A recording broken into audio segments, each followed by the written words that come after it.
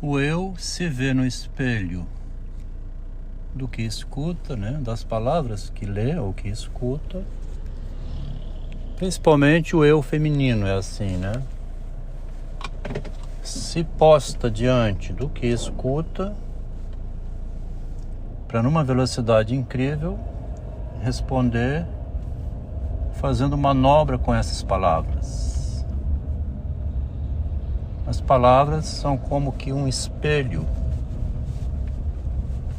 onde ela se dá a pensar, né? Se dá a refletir. Um espelho reflete pelas palavras que escuta, fazendo um jogo com elas e devolvendo. Às vezes eu tenho a impressão que é como se estivesse rebolando com as palavras que eu digo. Fica rebolando para lá e para cá por meio da linguagem. As palavras são como se fosse uma dança, né? A dança das palavras. Teve uma moça muito inteligente que, vendo o comentário negativo meu, a crítica, né? Um certo feminismo manipulador, respondeu com a seguinte mensagem: o feminismo foi o responsável por eu ter afastado de mim todos os homens que me cortejavam. Com isso, ela jogou uma isca, né, para o autor do texto,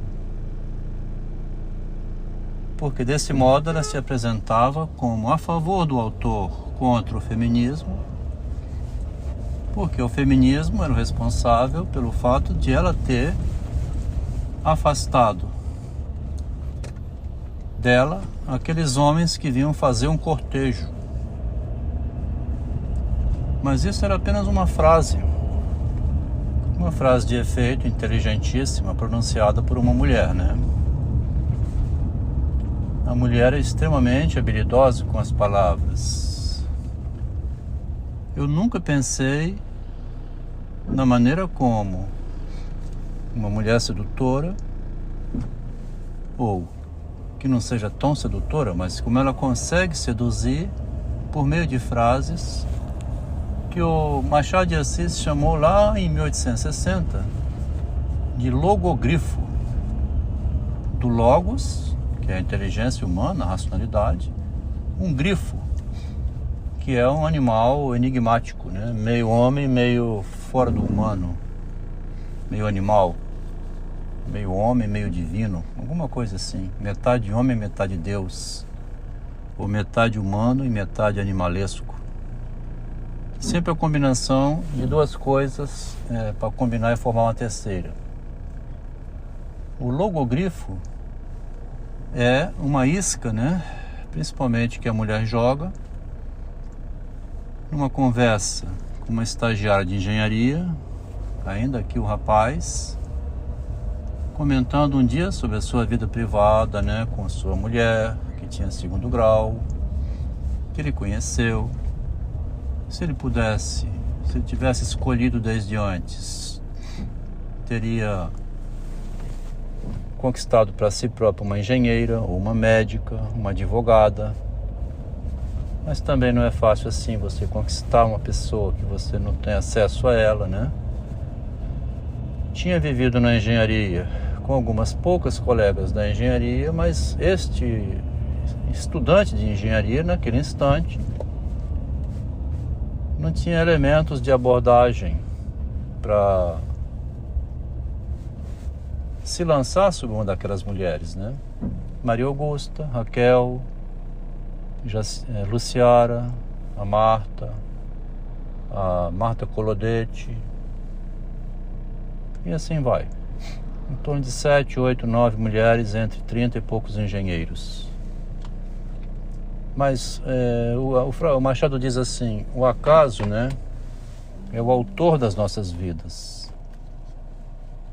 Ele mostra alguns contos em que uma mulher olha para um homem e despreza, mas assim que outra mulher olha para aquele homem e valoriza, essa que antes desprezava passa a olhar para ele como um homem de valor. Lá no curso de engenharia, nem da minha parte, nem da parte da estudante, houve movimento de um em direção ao outro, de aproximação. Mas assim que o engenheiro entrou para trabalhar na mesma empresa onde ela estava estagiando, e estava numa sala fechada, assim, com ar-condicionado, né, trabalhando ali, ela que sabia que ele era casado lá da engenharia, que ele tinha se casado com uma mulher do bairro dele, tinha um dado, então, de uma mulher que estava com ele. É um homem que casa. Tanto é que está casado. Então começaram a surgir algumas conversas em que também, da parte daquele rapaz com 23 anos, que não é o mesmo que fala aqui hoje, né? Ao mesmo tempo que é o mesmo homem, mas 42 anos depois, surgiu uma aproximação. Lá no meio da conversa aparece o logogrifo. Talvez vocês dois não estejam sabendo fazer direito. Em relação ao que ela disse isso?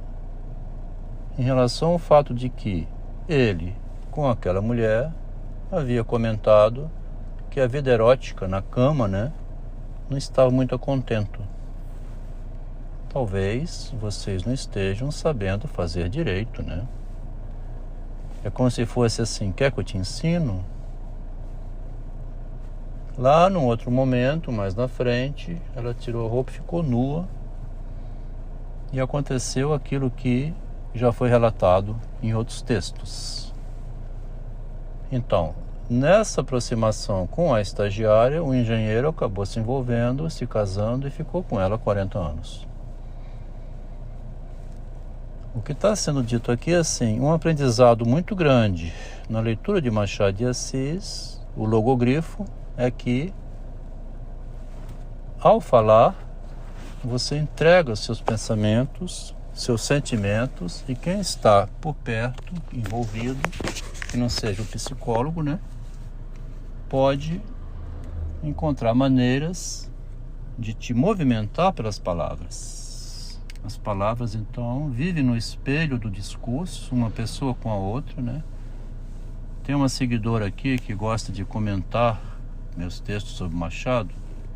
É o tempo todo minhas palavras em espelho. Ela lê meu texto, ouve meu áudio e vai lá buscar na Bíblia e dizer: na Bíblia já está escrito isso. Aí traz uma citação. Parece que ela tem a Bíblia na mente. O livro dos livros, que é chamado a Bíblia, né? A sabedoria humana, né, estaria na Bíblia, segundo ela. Mas está sempre no texto, né, escrito, e não na realidade. Na vida real, na realidade, né, a linguagem não existe, não. Ela existe depois do acontecimento. A mulher consegue ir fabricando o acontecimento, movimentando o homem como se ele fosse aquelas cordinhas, como se ele fosse um fantoche. Quando ela percebe que ele tem desejo por ela, pronto, aí ela cai nas malhas dele. Se ela notar no homem, né, a possibilidade de ele vir a ser um caso para ela, ou ela conseguir alguma coisa com ele, um gerente de uma empresa, né, ela pode jogar com as palavras de tal maneira insinuante que ele termina investindo nela. Nem sempre para ser esposa, né, mas para promover a gerente. E nem sempre também, nesse caso de empresa, relação sexual, homem e mulher. Pode ser outra pessoa também, porque é com as palavras que a pessoa vence na vida, né? Sempre essa frase agora: com as palavras você dá a impressão, domina a realidade e vence na vida. O Machado mostra casos, principalmente no conto Águia Sem Asas, em que um espertalhão usa somente a linguagem. De prático ele não tem nada. Foi como aconteceu aqui com o marido da minha cunhada. Um homem habilidoso com as palavras, que casou com a dentista e foi sustentado por ela uma vida inteira.